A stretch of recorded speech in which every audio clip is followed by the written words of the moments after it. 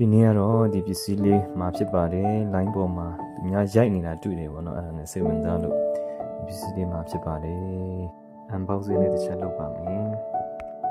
မှာထားတဲ့ပစ္စည်းဟုတ်မဟုတ်ဆိုတော့လည်းစစ်ကြည့်ရပါမယ်ကျွန်တော်မှာထားတဲ့ဟာလေးဖြစ်တယ်ဒါကတော့28လမ်းဆုံးလေးပဲဖြစ်တယ်ပေါ့သူအစားအစာရှိတယ်18 25တို့40တို့30တို့60 100ပေါ့နော်အစားအစာရှိတယ်ပြီးရင်ဒီအလေးနဲ့စိုင်းရင်ကြည့်မှာပဲဖြစ်ပါတယ်ဘာလို့မရိုက်ဘူးသေးဘူးစိုင်းရိုက်မှာဖြစ်တယ်ဒီကတော့ mini train ကိုလည်းဖြစ်တယ်ဒီဟာလည်းပါတယ်ပေါ့နော်ဒါတော့ခုနဖုံးတင်ပြီးတော့ဒီဟာနဲ့တွဲရမယ့်ဟာလေးပဲဖြစ်ပါတယ်အသစ်ဆိုတော့နည်းနည်းဆွဲတော့တာချက်တယ်ဒီ28ဇုံနဲ့ပစ္စည်းအစုံကတော့3,000ကျပ်ကားခတန်ခါ1,000ကျပ်ပေးရပါတယ်စုံအမျိုးအစားပုံမူတည်ပြီးတော့ဘောနော်ဈေးနှုန်းကလည်းအနေအများကျွန်တော်ကွာဟာမှာဖြစ်ပါတယ်ဒီညက်ကလေးမှာပြောင်းအရည်လေးပါတယ်ပေါ့နော်အဲ့ဒါလေးတွဲရစ်ပြီးမှတက်ပြီးမှရရမှာပဲဖြစ်ပါတယ်တ िश ူပေးလို့ကျေးဇူးတင်ပါတယ်